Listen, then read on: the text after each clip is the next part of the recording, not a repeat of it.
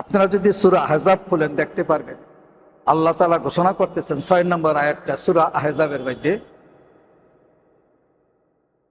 আন-নাবিয়্যু আউলা বিল মুমিনিনা মিন আনফুসিহিম, অর্থাৎ নবী করিম সাল্লাল্লাহু আলাইহি সাল্লামের স্ত্রীরা সমস্ত মুমিনদের জন্য কি আম্মা, উম্মাহাতুহুম শব্দটা ব্যবহার করছেন, আল্লাহ নিজে ব্যবহার করছেন। মানে বড় ভাইয়ের স্ত্রী কি আম্মা হয় নাকি? আকীদাগুলো এগুলো ঠিক করে নেবেন একটু। যাই হোক, আল্লাহর শুকর, সে হাফসা বিনতে উমর বিন খাত্তাব রাদিয়াল্লাহু তাআলা আনহু, এই ৩-৪ সপ্তাহ আগে ওনার সম্পর্কে আমি বলছিলাম যে কোনো কারণে নবী করিম সাল্লাল্লাহু আলাইহি সাল্লাম একবার তাকে এক তালাক দিছিলেন এই স্ত্রীকে। তখন আল্লাহ তাআলা জিবরাইল আলাইহিস সালামকে পাঠাই দিয়েছেন নবীজির কাছে, ইয়া রাসূলুল্লাহ, আপনি তাকে গ্রহণ করে নেন, কারণ সে অধিক রোজা রাখে, অধিক নামাজ পড়ে। অর্থাৎ হাফসা বিনতে উমর বিন খাত্তাব এত নামাজ পড়তেন, এত রোজা রাখতেন, স্বয়ং আল্লাহ জিবরাইলকে পাঠাই দিয়েছেন নবীজির কাছে সুপারিশ দিয়া, ইয়া রাসূলুল্লাহ, আপনি তাকে গ্রহণ করেন, কেননা সে দুনিয়া তো আপনার সাথী, জান্নাতও আপনার সাথী হবে। সে হাফসা বিনতে উমর বিন খাত্তাব রাদিয়াল্লাহু তাআলা এই হাদিসটা বর্ণনা করতেছেন, আমাদের ওজিফায়ে সালিহিনে আছে। আপনারা জানেন সবটা, বাংলাটা আমি প্রায়ই বলছি আগে, আরবিটা একটু শুনেন। আন্নাহা হাফসাতা রাদিয়াল্লাহু তাআলা আনহা, খত্তার খেয়াল কোন কথাটা, হাফসা রাদিয়াল্লাহু তাআলা আনহা আন্নাহা কালাত শব্দটা ব্যবহার করা হয়েছে।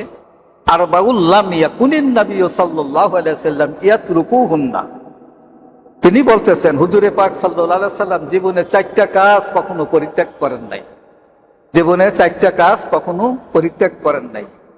4টা কাজের মধ্যে কি আছে এখানে পরিষ্কারভাবে বলা আছে যে জিলহজ মাসের 10 দিনের রোজা 1, 2 নম্বর হইল আশুরার রোজা, 3 নম্বর হইল আইয়াম বেজের রোজা, প্রতি 4, 13, 14, 15 তারিখের রোজা, আর ফজরের 2 রাকাত সুন্নত। এই নামাজ, এগুলাই 4টা আমল নবীজি জীবনে ত্যাগ করেন নাই।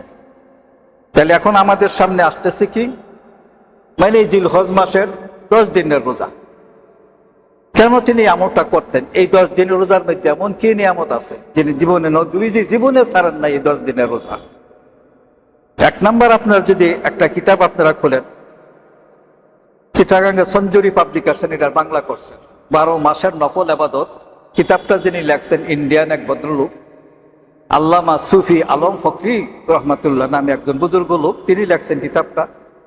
চিটাগাঙ্গের সঞ্জুরি পাবলিকেশন এটা বাংলা করছে, বাংলাটা আমার কাছে আমি পড়তেছিলাম। ফাজাইলে শুহুর কিতাবের রেফারেন্স দিয়ে তিনি লিখতেছেন, এবং ওনার লেখাটা আমাদের বাংলাদেশে আশরাফ আলী থানভী রহমাতুল্লাহ লেখা একটা কিতাব।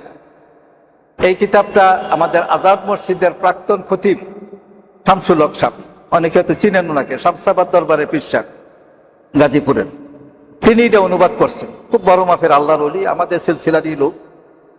এই বর্তমানে যে আজাদ মসজিদের খতিব আছেন, এর আগের যিনি ছিলেন, খেয়াল করছে, চিনতে পারছেন অনেকে, শামসুল হক সাহেব, হ্যাঁ, শামসাবাদ দরবার, ওনার এক ছেলে এখন গাউসুল আজম মসজিদের 1 শুক্রবারের খতিব মাহবুবুর রহমান সাহেব। মাহবুবুর রহমান সাহেবের আব্বা আমাদের নুরানি হুজুর গফিবাগের, আর মাহবুবুর রহমান সাহেব আপন ভাইরা তারা। এই মাহবুবুর রহমান সাহেবের আব্বা এই কিতাবটা অনুবাদ করছেন, শামসুল হক সাহেব খুব বড় মাপের আলেম। তিনি এই কিতাবটার নাম হইল নুরানি 12 চাঁদের আমল, নুরানি 12 চাঁদের আমল। এই কিতাবটার মধ্যে দেখবেন, আমার এই কথার সত্যতা পাবেন, এই 10 দিনের রোজার মধ্যে এরকম কি নিয়ামত আছে। প্রথম দিন যে রোজাটা রাখবে, এই 2-3টা কিতাবের যে নাম বললাম সেখান থেকে আসছে যে প্রথম দিন জিলহজ মাসের 1ম তারিখে রোজাটা যদি কেউ রাখে, সে যেন 2000 বছর জেহাদে অংশগ্রহণ করলো। একটা না, 1 মুহূর্তের জন্য জেহাদের মাঠ থেকে যে চলে যায় না। দ্বিতীয় দিনের রোজাটা যে রাখলো, সে যেন 2000 বছর ইবাদত করলো। তৃতীয় দিনের রোজাটা যে রাখবে, সে যেন ইসমাইল আলাইহিস সালামের বংশের 3000 গোলামকে আজাদ করে দিল। একজন গোলাম আজাদ করতে গেলে 5 উকিয়া ইয়া লাগে, 5 উকিয়া 12.5 ভরি স্বর্ণের সমান। আমাদের বেলাল রাদিয়াল্লাহু তাআলা আনহুকে আমাদের সিদ্দিক আকবর যে মুক্ত করে আনলেন, তাতে ওনার খরচ হয়েছিল তখনকার দিনে 5 উকিয়া। 1 উকিয়াতে বলা হয় আধা সড়াক সমান 1 উকিয়া। এইরকম 12.5 তোলা স্বর্ণ সমান অর্থ তখনকার দিনে তিনি ব্যয় করছিলেন। বর্তমানে 12.5 তোলা স্বর্ণ হিসাব করেন আপনি কত দাম পড়ে। 22 ক্যারেট হইলে 88,000, 60 ক্যারেট অনুযায়ী ভাগ হয়, তাতে হিসাব করেন কতগুলো একজন গোলাম আজাদ করত। আর তৃতীয় দিনে রোজাটা যে রাখলো সেজন্য ইসমাইল আলাইহিস সালামের বংশের 3000 গোলামকে আজাদ করে দিল। খেয়াল করছেন ব্যাপারটা? কত বড় একটা ফজিলতের ব্যাপার এটা। চতুর্থ দিন যে রোজাটা রাখলো সেজন্য 400 বছর ইবাদত করলো। পঞ্চম দিনে রোজাটা যা রাখবে এই জিলহজ মাসে, সেজন্য 5000 উলঙ্গ ব্যক্তিকে, বস্ত্রহীন ব্যক্তিকে বস্ত্র দান করলো। 6 নম্বর রোজাটা যে রাখলো সেজন্য 6000 শহীদের সমান সওয়াব আল্লাহ তাকে দান করবেন। সপ্তম দিনের রোজাটা যে রাখবে তার জন্য জান্নাতের, জাহান্নামের 7টা দরজাই বন্ধ হয়ে যাবে। অষ্টম দিনের রোজাটা যে রাখবে তার জন্য জান্নাতের 8টা দরজাই খুলে দেওয়া হবে। আর নবম দিনের রোজা, আশুরার মানে আরাফাতের রোজা, কথাটা খেয়াল করবেন, আরাফাতের রোজা যেই দেশে যখন 9ই জিলহজ সেই দিনই আরাফাতের দিবস হয়। আমাদের অনুযায়ী যেখানে 9ই জিলহজ হইল আমাদের জন্য আরাফাতের দিন হবে ইনশাল্লাহ, সেটা হবে শনিবারে। কিন্তু হজের আরাফাত দিন একদিন চাঁদ আগে উঠে গেছে, তাদের হবে শুক্রবার। যাই 9ই জিলহজ যে রোজাটা রাখবে তার গত 1 বছর এবং আগামী 1 বছরের গুনাহ আল্লাহ মাফ করে দিবেন। এখন বুঝতে পারেন নবীজি কেন এই আমলটা কোনোদিন ছাড়েন নাই। একটু চিন্তা করতে পারেন কেন ছাড়েন নাই। আপনারা আশরাফ আলী থানভী সাহেবের বইটা খুললে দেখবেন, সেখানে ওই সূত্রটা বলছি। এরপরে এই বইটার মধ্যে আরেকটা বর্ণনা আসছে যে প্রথম দিনের রোজাটার মূল্য এত বেশি, সে যেন 36,000 বার কোরআন শরীফ খতম করলো। তো অনেকে হয়তো বলতে পারেন যে এত সওয়াব রাখমু কয়জনে করে, একটু সামান্য একটু লক্ষ্য করেন, একটু ব্যাপারটা বুঝছেন না। এই যে জান্নাতুল ফেরদাউস, তাতে কিছু সংখ্যক বান্দাকে আল্লাহ দান করবেন। জান্নাতুল ফেরদাউস সবচেয়ে উচ্চ মাকামের যে জান্নাত, তারে এই ক্যাটাগরিতে কয়জন পড়বে চিন্তা করতে দেন। তো এই দিক দিয়ে এই জন্য সোয়াবের ব্যবস্থা, 1st class, 2nd class, 3rd class, বহু রকমের ব্যবস্থা, আবাদতের ব্যবস্থা এখানে করে রাখছে। এরপরে 2 নম্বর আশুরা রোজা, ইনশাল্লাহ আশুরাটা সামনে আসলে আবার বলবো। এইবার শুনেন আইয়াম বেজের রোজা। নবীজি কি করতেন? এই আইয়াম বেজের রোজাটা প্রতি চাঁদের 13, 14, 15 তারিখে রোজাটা কখনো ছাড়তেন না। এই আইয়াম বেজের রোজা কাকে বলে? বীজ মাইনে কি? বীজ শব্দের অর্থ হইল সাদা। আদম আলাইহিস সালামকে যখন জান্নাত থেকে বের করে দেওয়া হইল, এই পৃথিবীর রৌদ্র তাপে, গরমের তাপে, সূর্যের তাপে তার চেহারাটা একবারে কালো হয়ে গেল। ওনার চেহারা একবারে কালো হয়ে গেল আদম আলাইহিস সালাম। জিবরাইল আলাইহিস সালাম এসে বললেন, ইয়া রাসূলুল্লাহ, আপনি আল্লাহ রাসূল, আল্লাহ নবী, আপনি কি চেহারাটাকে সাদা করতে চান? বলে, হ্যাঁ নিশ্চয়ই আমি সাদা করতে চাই। বলে, তাইলে আপনি 13 তারিখ রোজাটা রাখেন, প্রতি মাসের 13 তারিখে রোজাটা রাখেন চাঁদের হিসাবে। 13 তারিখ রোজা রাখলেন, ওনার 3 ভাগের 1 ভাগ প্রায় ফর্সা হয়ে গেল। হুজুর আবার 14 তারিখে রাখেন, আবার বাকি 1/3 সাদা হয়ে গেল। 15 তারিখে রোজা রাখলেন, পুরা শরীরটা ওনার নুরানি হয়ে গেল। এই আইয়াম বেজের রোজা। এই জন্য 20 শব্দের অর্থ হল সাদা, আইয়াম বেজের রোজা। এবং আলী কারামুল্লাহ ওয়াজুকে জিজ্ঞাসা করছেন, হুজুর আইয়াম বীজ মাইনে কি? আমি আলী কারামুল্লাহ ওয়াজু এই বর্ণনাটা দেন যে জিবরাইল আলাইহিস সালাম আয়েশা আদম আলাইহিস সালামকে এই রোজার মাধ্যমে সাদা করছিলেন, এই জন্য এটার নাম হইল আইয়াম বীজ। এটার ফজিলতটা আপনি শুনেন। সেখানে বরফির আব্দুল কাদের জিলানী রহমাতুল্লাহ আলাইহি তার গুনিয়াতুত তালিবিন কিতাবের মধ্যে তথ্যটা আনছে, এবং আশরাফ আলী থানভীও তার বারোসানদের ফজিলতের মধ্যে এই তথ্যটা আনছে। দুইটা তথ্য প্রায় একই রকম হয়ে গেছে। আলী কারামুল্লাহ ওয়াজু বর্ণনা করতেছেন, আমি আল্লাহ রাসূলের কাছে সাল্লাল্লাহু আলাইহি সাল্লামের কাছে শুনছি, কেউ যেন আইয়াম বেজের অর্থাৎ 13 তারিখে রোজাটা রাখে, সে যেন 10,000 বছর রোজা রাখে। 14 তারিখে রোজাটা যে রাখলো, সে যেন 20,000 বছর রোজা রাখার সওয়াব আল্লাহ তাকে দান করবেন। কেউ যদি 15 তারিখে রোজাটা রাখে, সে যেন 1 লক্ষ বছরের রোজা রাখার সমান সওয়াব আল্লাহ তাকে দান করবেন। এটা বরফির আব্দুল কাদের জিলানী রহমাতুল্লাহ তার গুনিয়াতুত তালিবিন, আপনি খুললে দেখবেন। আমি ওনার যদি মিথ্যা লেখে তো আমি মিথ্যা বলছি, আমি তো তথ্য দিয়া সূত্র দিয়া বলতেছি। হ্যাঁ, 30,000টা আমি বলতেছি না, আপনি ডনতেছেন। এখন আপনি তো প্রশ্ন করি, আমি খুব খুশি হই কেউ আমার প্রশ্ন করলে।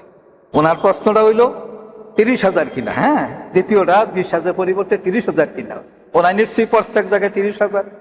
ওনার তথ্যটা আমি উত্তরটা দিতেছি। এখন একদিন নবী করিম সাল্লাল্লাহু আলাইহি ওয়াসাল্লাম সাহাবীদের সামনে বসা, এমন সময় জিবরাইল আলাইহিস সালাম আসলেন। আলী কারামুল্লাহ ওয়াজু আসলেন। আলী কারামুল্লাহ আলী, তোমাকে জিবরাইল আলাইহিস সালাম সালাম জানাইছেন। তখন আলী কারামুল্লাহ সালামের উত্তরটা দিলেন, ওয়ালাইকা ওয়ালাইকা সালাম, ইয়া রাসূলুল্লাহ, আপনার প্রতিও সালাম এবং জিবরাইল আলাইহিস সালামের প্রতিও সালাম। তখন নবী করিম সাল্লাল্লাহু আলাইহি সাল্লাম, শোনো আলী, জিবরাইল আলাইহিস সালাম বলছেন কেউ যদি 13 তারিখ রোজাটা রাখে তাইলে সে 10,000 বছরের রোজা রাখার সমান সওয়াব আল্লাহ দান করবেন। তিনি আরো বলছেন কেউ যদি 14 তারিখের রোজাটা রাখে সে যেন 30,000 বছর রোজা রাখার ফজিলত পাবে।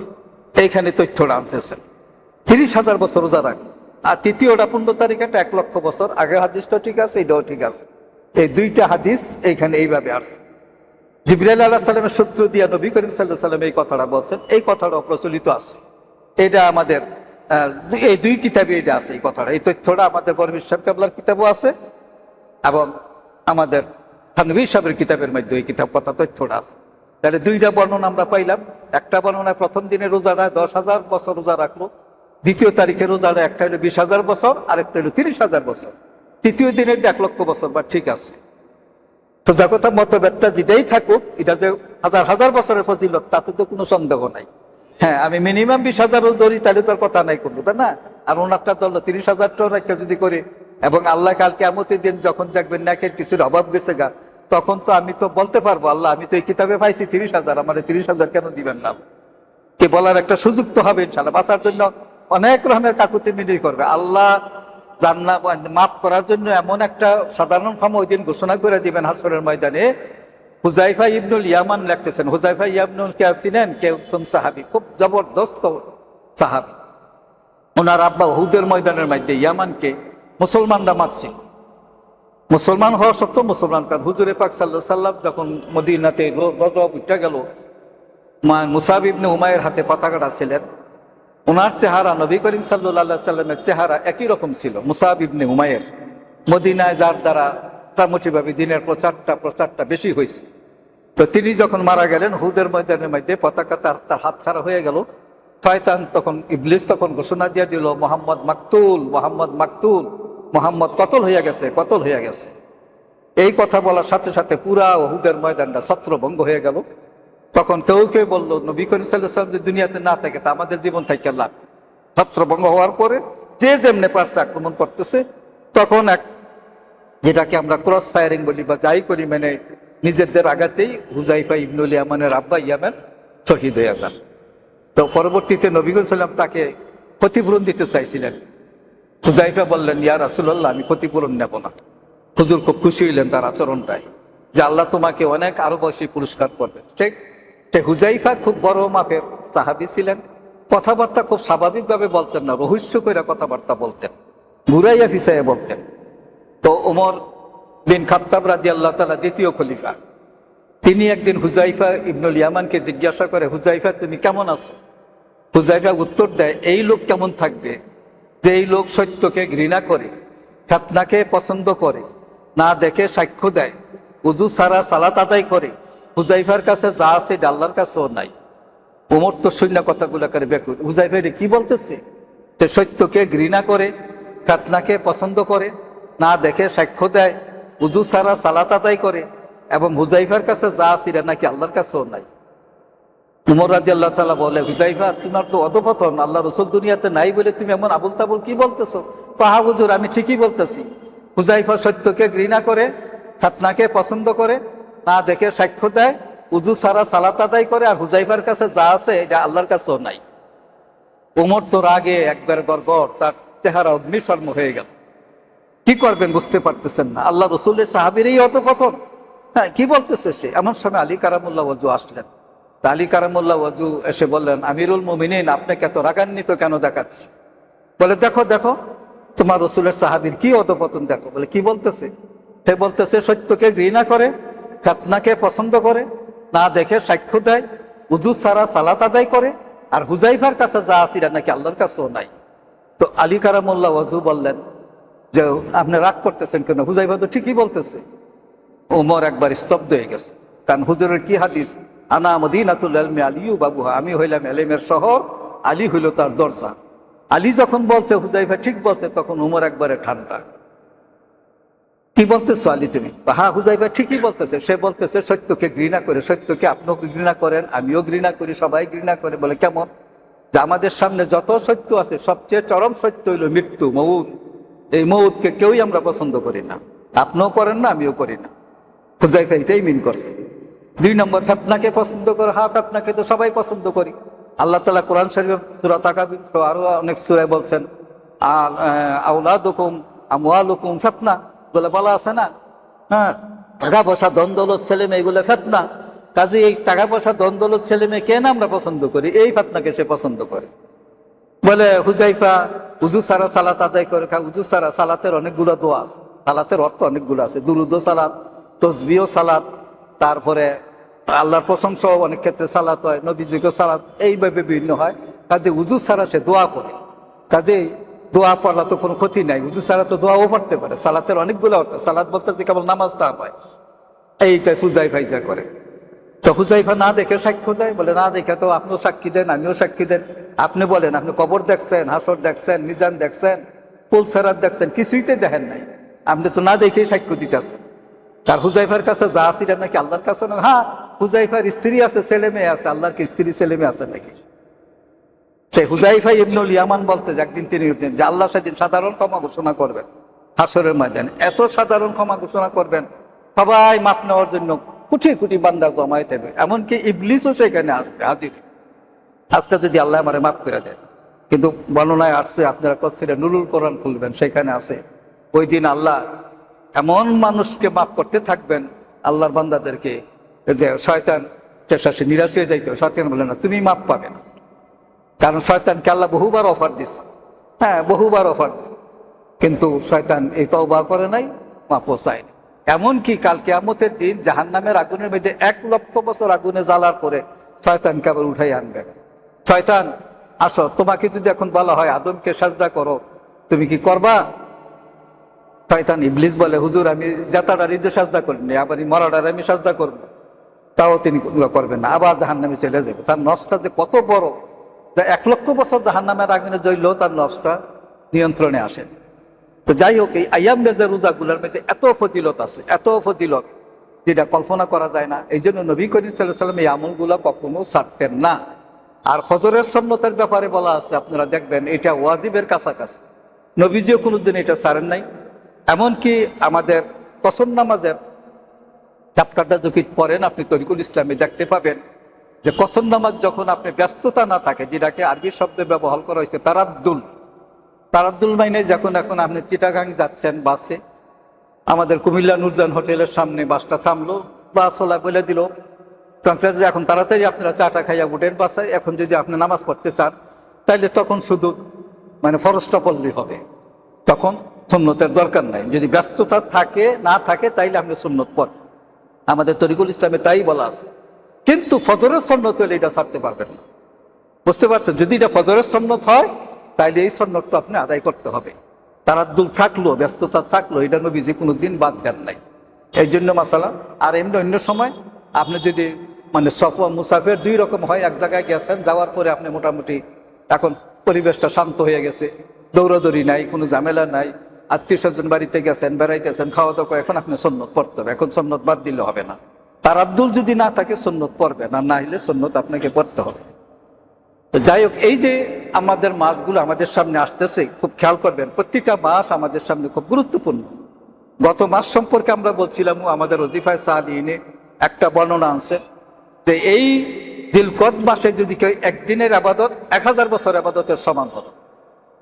এটা আপনারা জানছেন। সেখানে অনেক আমরা কতগুলো হাদিস আমরা বর্ণনা করছি।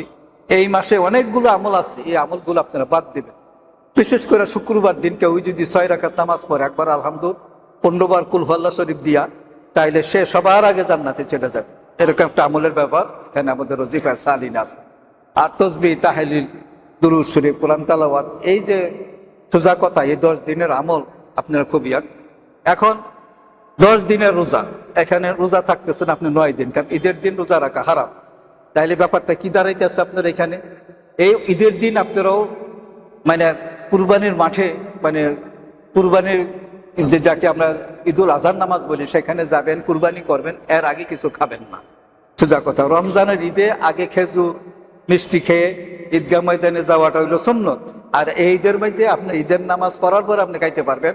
তারপরে সেখানে বলা আছে আপনি দুপুর পর্যন্ত আরেকটু অপেক্ষা করেন, বিকাল পর্যন্ত করেন। কুরবানির গোশত দিয়ে ইফতার করাটা হইল মুস্তাহাব। এই যে কয়েকটা ঘন্টা আপনি থাকবেন, এইটা রোজার মধ্যে গণ্য হয়ে যাবে, রোজার সওয়াব আল্লাহ দান করবেন আপনাকে। কিন্তু রোজা রাখা, ফুল রোজা রাখতে পারবেন না, এটা হারাম হয়ে যাবে। তো কাজে নবীজি এই আমলগুলো করছেন, আল্লাহ যেন আমাদেরকে আবাজ মাস আমরা পাবো, নাহলে এটাই আমাদের জন্য, অনেকের জন্য আখেরি জিলহজ মাস হয়ে যেতে পারে। এই অনুভূতিটা যদি ভিতরে একটু ঢুকাইতে পারেন, দেখেন আমল করতে একটু উদ্বুদ্ধ করবে আল্লাহ হয়তো। তো আল্লাহ আমাদেরকে সোজা কথা মাফ করে দিক, কারণ আল্লাহ যদি দয়া করে মাফ না করেন তাহলে আমাদের কোনো উপায় নেই। আমরা সবসময় এই কথাটা আমি প্রায়ই বলি যে গুনাহমুক্ত অবস্থা ইমানের সাথে একটা সুখের মউত, এটা যেন আল্লাহ আমাদেরকে নসিব করে। এবং এটা করতে গেলে আপনাকে কিছু আমল করা লাগবে। বিশেষ করে দুরূদ শরীফের আমলটা খুব বেশি করে করবেন, হুজুরের প্রতি খুব মহাব্বত বেশি পরিমাণে রাখবেন। এবং হুজুরকে যারা যত বেশি মহাব্বত করছে তারাই তত নিকটে চলে গেছে। আপনারা এই উহুদের ময়দানের মধ্যে যখন উমরা করার সময় হোক বা হজের সময় হোক, যখন উহুদের ময়দানের মধ্যে এই মানুষগুলোকে নিয়ে যাইতাম, আমার সাথে যারা হজে যেত, সেখানে গিয়ে আমি একটা আলোচনা প্রায়ই করতাম যে হানজালা রাদিয়াল্লাহু তাআলা নাম বোধহয় আপনারা অনেকেই শুনছেন। ওই দিন ওনার রাত্রে, অর্থাৎ উহুদের ময়দানে যেদিন যুদ্ধটা হয় তার আগের রাতে তিনি বাসর রাত্রে অবস্থান করতেছিলেন, বাসর ঘর, নতুন স্ত্রী। সকালবেলা স্বাভাবিকভাবে বুঝতে পারতেছেন গোসল ওনার উপর ফরজ হয়ে গেছে। গোসল করতে ঢুকবেন, কোনো কোনো বর্ণনায় আসছে মানে একটা মগ বা লোটা যেটাই বলি, খালি মাথার এক পাশে পানি ঢালছিলেন কত। আরেকটা বর্ণনা আছে না গোসলের প্রস্তুতি নিতেছিলেন। এমন সময় ঘোষণাকারী ঘোষণা দিতেছে যে হুজুর পাক সাল্লাল্লাহু আলাইহি ওয়াসাল্লাম উহুদের ময়দানের মধ্যে শাহাদত বরণ করছেন। একজন ঘোষণাকারী, এটা চুঙ্গা দিয়ে হোক যেমনি ঘোষণা করতেছেন, মদিনার ঘরের সব মানুষ বাইরে হয়ে গেছে যে আল্লাহ রসুল দুনিয়াতে নাই, আল্লাহ রসুল দুনিয়াতে নাই। এই ঘোষণাটা হানজালার কানেও গেল। তিনি বলেন যে হুজুর পাক সাল্লাল্লাহু আলাইহি ওয়াসাল্লাম যখন দুনিয়াতে নাই, আমার জীবন রেখে লাভ কি? তিনি আর গোসল না করেই তিনি ঘরে যাইয়া নতুন স্ত্রীকে বলতেছে আমাকে তলোয়ারটা দাও। বলে আপনি কোথায় যাচ্ছেন? আপনার প্রতি তো গোসল ফরজ। না, গোসল দিয়ে আমি কি করবো? আল্লাহর নবী দুনিয়াতে নাই। তিনি আর এক মুহূর্ত দেরি করলেন না, যাইয়া উহুদের ময়দানে যুদ্ধে অংশগ্রহণ করলেন, শাহাদত বরণ করলেন। শাহাদত বরণ করার পরে হুজুরও আপনারা জানেন সেখানে খুব আহত হইলেন, রক্তাক্ত হইলেন। তো পরবর্তীতে হুজুর পাক সাল্লাল্লাহু আলাইহি ওয়াসাল্লাম খোঁজ করতেছে মুসলমানদের মধ্যে কারা কারা শাহাদত বরণ করছে। 70 জন শাহাদত বরণ করছে, হামজা রাদিয়াল্লাহু তাআলা সহ।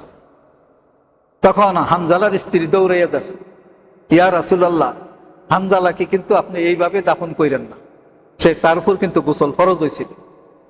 শহীদদের গোসল দেওয়া লাগে না। হ্যাঁ, বর্ণনার মধ্যে আসছে, সিরাতুল মুস্তাফার মধ্যে লেখা আছে। কেউ কেউ বলছে দুইটা তথ্যই তিনি উড়াইছেন। ইদ্রিস কান্দলবী রহমাতুল্লাহ আমাদের ফাউন্ডেশন কিতাবটা বাংলা করছে, 2য় খণ্ডে উহুদের চ্যাপ্টারটার মধ্যে আলোচনাটা আছে যে উহুদের ময়দানে যারা শাহাদত বরণ করে তাদেরকে গোসল না দিয়েই দাফন করা হয়। হ্যাঁ, এটা নিয়ম, গোসল দেওয়া হয় নাই, কিন্তু জানাজা দিছে কি দিছে না এই নিয়ে একটা মতভেদ আছে। ইদ্রিস কান্দলবী বলছেন যে না, জানাজা দেওয়া হয়েছে, নবীজি নিজেই জানাজা পড়ছেন। এবং হামজা রাদিয়াল্লাহু তাআলা লাশ প্রথম রাখা হয়েছিল এইভাবে সাজায় সাজায়, 70 জনের লাশ, কারো কারো বর্ণনায় 62টা লাশ, আর 8টা লাশ মদিনাতে দাফন করছে। দেখ, ওইটা অন্য প্রসঙ্গ। হানজালার স্ত্রী এসে বলতেছেন, ইয়া রাসূলুল্লাহ, হানজালাকে কিন্তু এমনি গোসল দেওয়া মানে দাফন করবেন না, তাকে গোসল দেওয়া হয় না, তার উপর গোসল ফরজ হয়েছিল। নবী করিম সাল্লাল্লাহু আলাইহি ওয়াসাল্লাম বললেন, দেখো তো হানজালার লাশ কোথায় আছে, দেখো তো হানজালা কোথায়। হানজালার লাশ আর খুঁজে পাওয়া যাচ্ছে না। পরে একটু তাকাইয়ে দেখলেন এখানে কে যেন ফেরেশতারা একটা লাশ গোসল দিতেছে উপরে। হ্যাঁ, এবং পরে গোসল দেওয়া হইলো, নামানো হইলো। নামানোর পরে সব সাহাবীরা দেখছে হানজালার চুল দাড়ির থেকে গোসলের পানির ফোঁটাগুলা পড়তেছে। বুঝতেছেন, এমনভাবে জীবন সার্থক করে নিছে নবী করিম সাল্লাল্লাহু আলাইহি ওয়াসাল্লামের মুহাব্বতের কারণে। খুব খেয়াল করবেন কি সূক্ষ্ম জিনিসগুলা, কোনো দলিল তালাশ করে নাই। আমি তখন গোসল ফরজ, গোসল করবো আগে না যুদ্ধে যাবো, আমরা হইলে এখন কি করতাম, কিতাব গাড়াগাড়ি করতাম। কত আলেমরা জিজ্ঞাসা, হুজুর আমি অনেক কি করবো, যুদ্ধে যাবো না কত মাসালা প্রায় অনেকে জিজ্ঞাসা করে আমাদের কাছে, অনেক রকমের মাসা এখানে। কিন্তু হানজালা তাই চিন্তা করে নাই এক মুহূর্তের জন্য। নবী প্রেম কাকে বলে, রাসূল প্রেম কাকে বলে, কাকে বলে আশেকে রাসূল।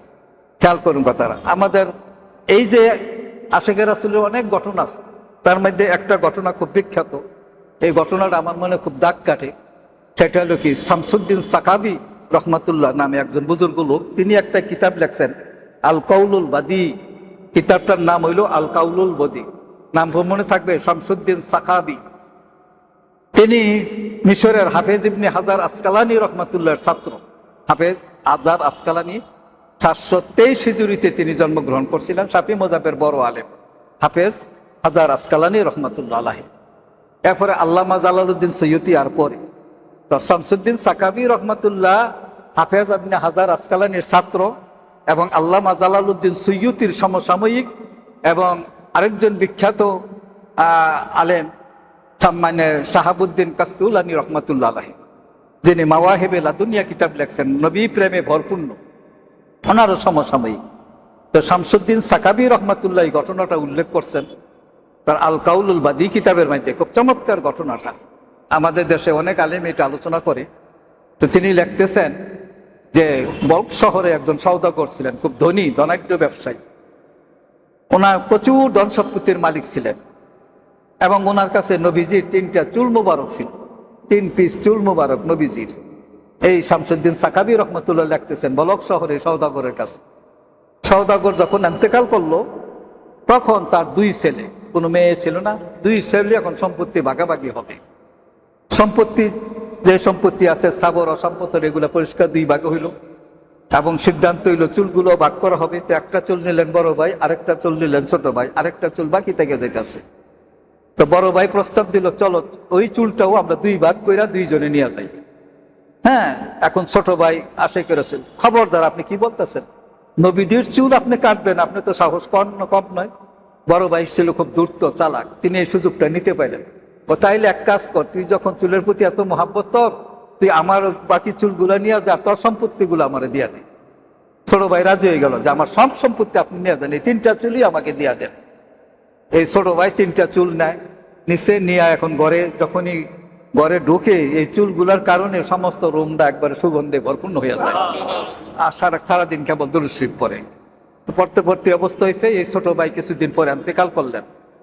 ইন্তেকাল করার পরে এবং ওসিয়ত করলেন, এই চুলগুলো আমার কাফনের ভিতরে তোমরা ঢুকাই দিবা।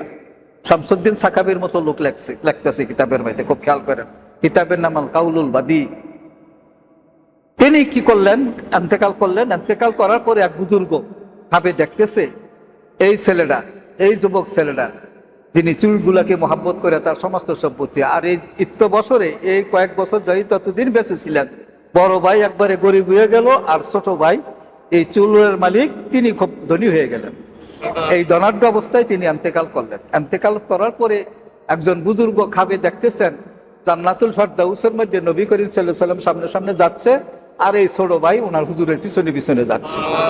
আর নবী করিম সাল্লাল্লাহু আলাইহি ওয়াসাল্লাম তাকে বলতেছেন, যিনি খাবে দেখতেছেন, যে তোমরা যাইয়া কালকে এই যুবক ছেলের কবরটা হইল এখন সমরকন্দে আছে, তোমরা তার কবরটা জিয়ারত করবা এবং ওর উসিলা দিয়ে আল্লাহর কাছে প্রার্থনা করবা, আল্লাহ তোমাদের দোয়া কবুল করবেন। এত বড় মর্যাদার অধিকারী হয়েছে। এই চুল হুজুরকে চুল মুবারক নেওয়ার কারণে সমস্ত সম্পত্তি নিজে সারেন্ডার করে দিলেন। চিন্তা করতে পারেন হুজুরকে মহাব্বতের দাম কত বেশি। কাজে আল্লাহ যেন আমাদেরকে মহাব্বত করার মতো একটা ব্যবস্থা করে দেয়।